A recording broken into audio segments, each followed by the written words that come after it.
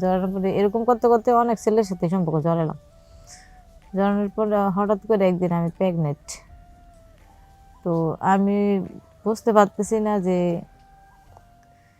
আমি প্রেগনেন্ট, ঠিক আছে, কিন্তু বুঝতে পারতেছি না আসলে যে বাচ্চাটা কার। তার মানে আপনি যতগুলা ছেলের সাথে সম্পর্ক করতেন তাদের সবার সাথে গিয়েই আপনি রুম ডেট করছি, কিন্তু রুম ডেট বুঝতেছি করছেন। না যে মানে কার মাধ্যমে এই বাচ্চাটা হইলো।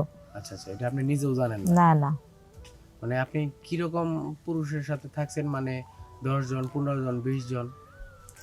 এই ধরেন না 8-9 জন ছেলের সাথে থাকছি। মানে 8-9 জন ছেলের সাথে আপনি তো সময় এর কাটাইতেন? এর মাঝখান দিয়ে আমি প্রেগনেন্ট হয়ে গেছি। আচ্ছা আচ্ছা।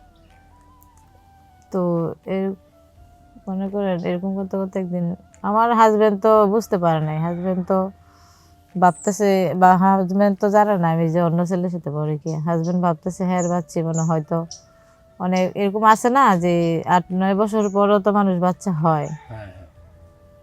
আর অনেকের হয়ে যায় আবার কিছুদিনের মধ্যে, অনেকের একটু 8-9 বছর পরে, 2 বছর পরে, 1 বছর পরে। তো আমার হাজবেন্ড ভাবতেছে হয়তো মনে আমার আমার বাচ্চি, হ্যাঁ ভাবতেছে হ্যাঁ বাচ্চা, কিন্তু আমি তো জানি যে এই বাচ্চাটা হ্যাঁ না। আচ্ছা আচ্ছা। আসলে তো আমি মানে কোনো সময় জিজ্ঞাসা করে নাই যে এতদিন যে বাচ্চা হইলো না, এখন বাচ্চা হইলো কেমনে, এই বাচ্চা কার? আপনি কি কইছেন যে এটা তারই বাচ্চা?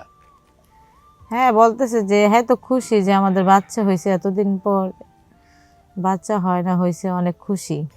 তো সে এরকম মানে তার মানে মন মানসিকতা অনেক ভালো, মানে ওইটা ভাবে না যে এটা অন্য বাচ্চা এসেই। আসসালামাইকুম, আমি রুবি আক্তার, আমার বাড়ি গাউসিয়া। তো আমি ক্লাস 8-এ পড়ি। স্কুল জীবনটা অনেক ভালোই যাইতেছে, ভালো লাগতেছে।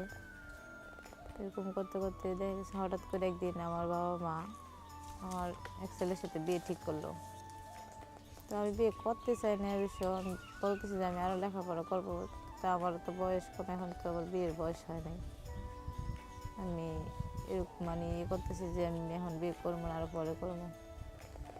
তো আমার বাবা মা কোনোভাবেই শুনতেছে না, বলতেছে না এখন ভালো পাইছি, বিয়ে দিয়ে দিই।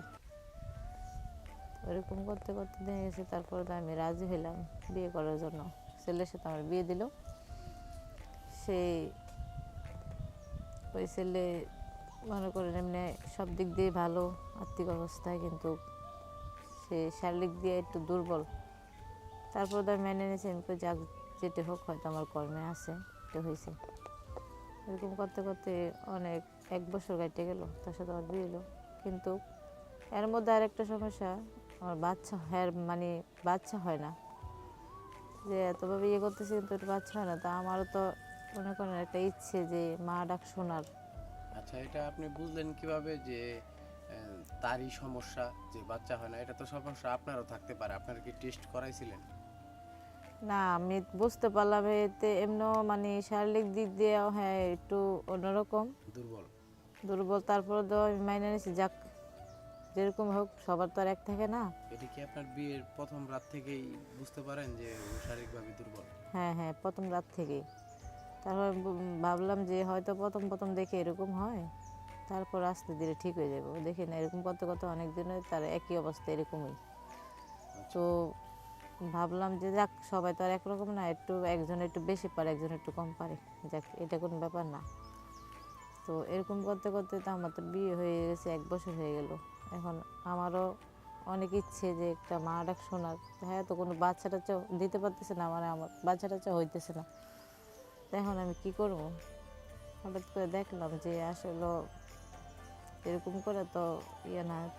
তো এরকম করতে করতে আমি এক ছেলের সাথে মানে সম্পর্ক জড়াইলাম। জড়ানোর পরে এরকম করতে করতে অনেক ছেলের সাথে সম্পর্ক জড়ালাম। জড়ানোর পরে হঠাৎ করে একদিন আমি প্রেগনেন্ট। তো আমি বুঝতে পারতেছি না যে আমি প্রেগনেন্ট, ঠিক আছে, কিন্তু বুঝতে পারতেছি না আসলে যে বাচ্চাটা কার। তার মানে আপনি যতগুলা ছেলের সাথে সম্পর্ক করতেন তাদের সবার সাথে গিয়েই আপনি রুম ডেট করছি, কিন্তু রুম ডেট বুঝতেছি করছেন? না যে মানে কার মাধ্যমে এই বাচ্চাটা হইলো। আচ্ছা আচ্ছা, এটা আপনি নিজেও জানেন না। না না, মানে আপনি কিরকম পুরুষের সাথে থাকছেন, মানে 10 জন, 15 জন, 20 জন? এই ধরেন না 8-9 জন ছেলের সাথে থাকছি। মানে 8-9 জন ছেলের সাথে আপনি তো সময় এর কাটাতেন? এর মাঝখান দিয়ে আমি প্রেগনেন্ট হয়ে গেছি। আচ্ছা আচ্ছা। তো এর মনে করেন এরকম করতে করতে একদিন আমার হাজবেন্ড তো বুঝতে পারে নাই। হাজবেন্ড তো ভাবতেছে, বা হাজবেন্ড তো জানে না আমি যে অন্য ছেলের সাথে পড়ি কি। হাজবেন্ড ভাবতেছে হ্যাঁ বাচ্চি মানে হয়তো অনেক এরকম আছে না যে 8-9 বছর পরও তো মানুষ বাচ্চা হয়। হ্যাঁ হ্যাঁ।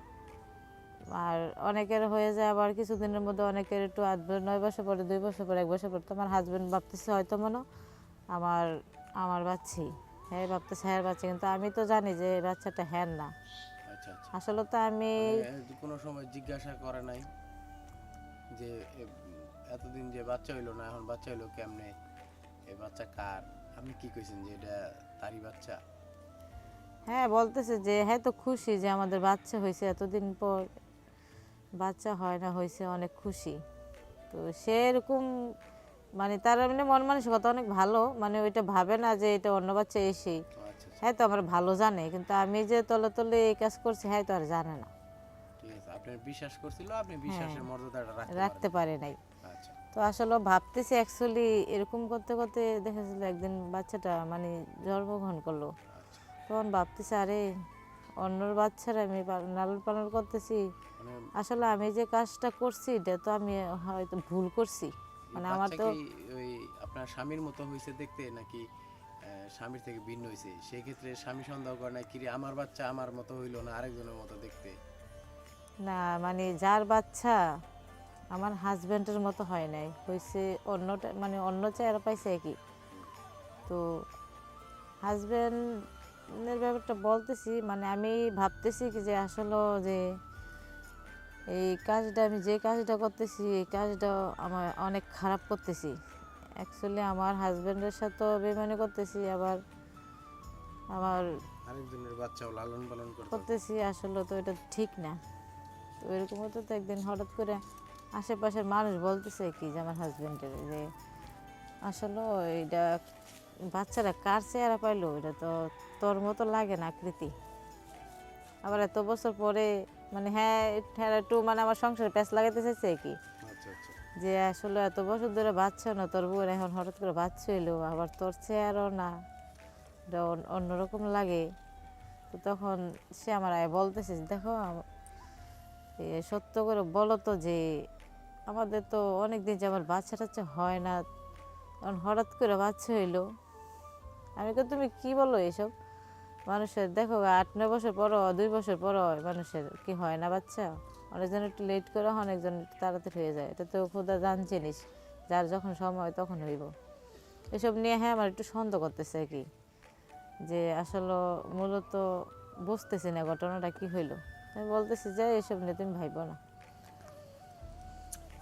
আর শেষে গিয়ে কি হলো? আপনি শেষে গিয়ে কি, আপনার স্বামী আপনার ব্যাপারটা জানতে পারে, শেষে নাকি এইভাবেই আছেন? চলতেছি এভাবে এখন। হ্যাঁ তো মানে একজনে বলাতে সে মাইন্ড করছিল, করাতে সে আবার জিজ্ঞেস করছিল, আমি তারা বলবাল বুঝাইছি যে দেখো তুমি যেটা ভাবতেছো এটা না। মানে এখন আপনি আপনার স্বামীর ঘরে আছেন? হ্যাঁ স্বামীর ঘরে আছি, ওই বাচ্চা লাল পালন করতেছি একই। আর ও আচ্ছা। যে আগে যে পরকীয়া মানুষের সাথে করতাম ওইটা মানে বাদ দিয়ে দিছি, এখন আর করি না। তো এখন ভাবতেছি আসলে অন্যজনের বাচ্চা, আমি তো নিজেও বলতে পারতেছি না কার বাচ্চা, এরা লালন পালন করতেছি এই একই। মানে এখন আপনি নিজে অনুতপ্ত যে হ্যাঁ যে আমি এটা জীবনে কি করলাম? করলাম, আসলে একটা ভুল করলাম, এখন এটা যে আমি কী করে যে সমাধান করি বুঝতেছি না।